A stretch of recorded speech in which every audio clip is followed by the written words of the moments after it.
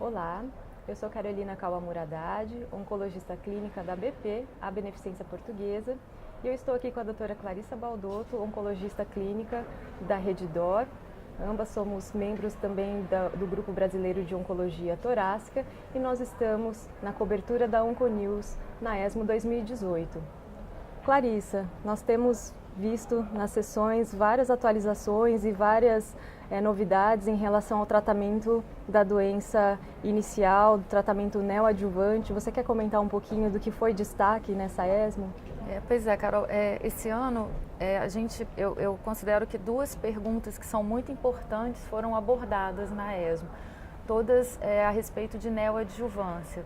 A neoadjuvância, todos nós temos muito interesse porque não só pelos benefícios potenciais aos pacientes, mas também pela possibilidade de verificar o comportamento biológico do tumor e responder outras perguntas. Então, um deles foi um estudo a respeito da terapia-alvo como estratégia de neoadjuvância. Foi um estudo fase 2, que randomizou pacientes para receber quimioterapia neoadjuvante, a cisplatina com a gemcitabina, ou o erlotinib, que foi feito durante 42 dias nessa estratégia de neoadjuvância. Nos resultados, eles mostraram uma taxa de resposta em torno de 54% dos pacientes que utilizaram o erlotinib, que na verdade não foi uma taxa de resposta considerada muito alta quando a gente compara com a doença metastática. De certa forma foi um pouquinho decepcionante, né? Eu acho que o resultado desse estudo. E a taxa de resposta patológica completa, que é algo que interessa bastante, porque existe uma provável ligação entre taxa de resposta patológica completa e sobrevida, ficou em torno de 10%, o que também ficou um pouco abaixo da nossa expectativa quando a gente fala de terapia-alvo. Essa taxa de resposta não foi diferente, não foi estatisticamente, a diferença estatística não foi significativa entre a quimioterapia e a terapia-alvo.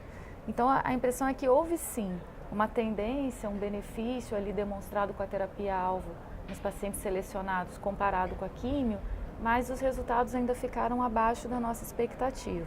Então, a minha leitura é que a pergunta continua ainda em pauta, né? A gente precisa de mais dados para poder responder isso.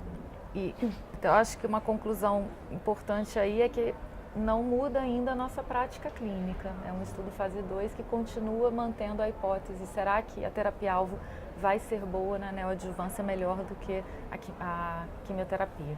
E se tem um efeito curativo. Sim, também. Que é uma grande dúvida em relação à terapia-alvo, tanto adjuvante como neoadjuvante. Sim. E um outro estudo que foi avaliando a imunoterapia no contexto da neoadjuvância, que também esse ano causou muito furor depois da publicação da New England, né, do nivolumab neoadjuvante. E esse foi um estudo capitaneado pelo MD Anderson, o estudo NeoStar, e eles compararam, eles utilizaram como estratégia de neoadjuvância, não foi comparativo, mas como estratégia de neoadjuvância, um grupo com nivolumab e um outro grupo usando a combinação de nivolumab com ipilimumab. O objetivo principal foi avaliar a taxa de resposta maior, que eles chamaram, que seria você ter até no máximo 10% de células tumorais viáveis, ou uma resposta patológica completa, ou um número pequeno de células tumorais viáveis. Ele trouxe alguns dados interessantes. O primeiro é que mais ou menos 84, 85% dos pacientes é que chegaram a ser ressecados. Isso reproduz um pouco o que a gente vê nos outros estudos de neoadjuvância.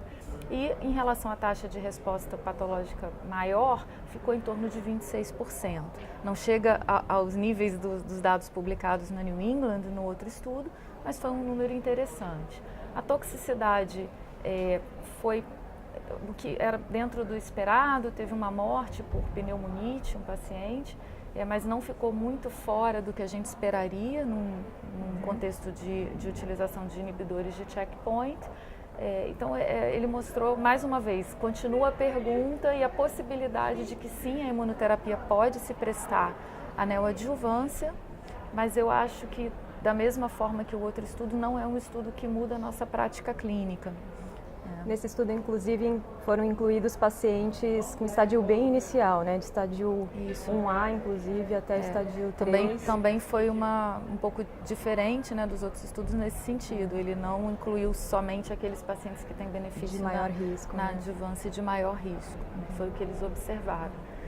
Então, esses foram os dois principais estudos que eu destacaria no contexto da neoadjuvância.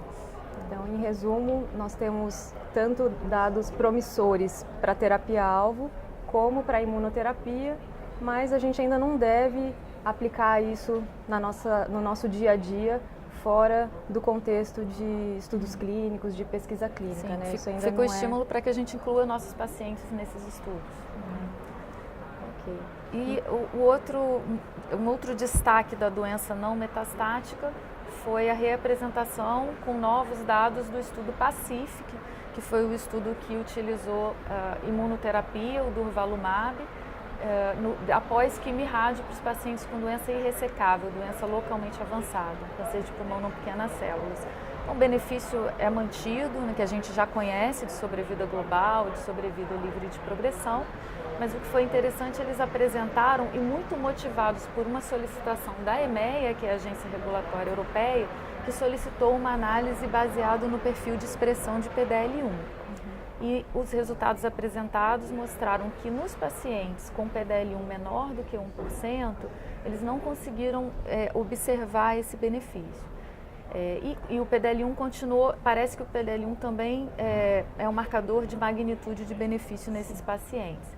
Mas é importante ressaltar que o estudo não foi desenhado para isso, então é uma análise de subgrupo não planejada previamente por eles, e chamou muita atenção que o braço placebo neste subgrupo de PDL1 menor do que 1% teve uma sobrevida superior aos outros braços placebo, né, observados. Então foi um braço que performou muito bem. Isso pode ter contaminado um pouco essa análise. Então, a minha leitura é que também não é algo que deva mudar a nossa prática. Esses pacientes acho que não devem ser excluídos ainda, na minha opinião, ou talvez nunca sejam, né, excluídos desse tipo de tratamento. No máximo, levantam uma hipótese para ser investigada. Né? Eu acho que esse foi o dado. E um outro dado apresentado em relação ao PACIFIC foi um corte que eles fizeram de 14 dias para iniciar a imunoterapia pós-quimio-rádio.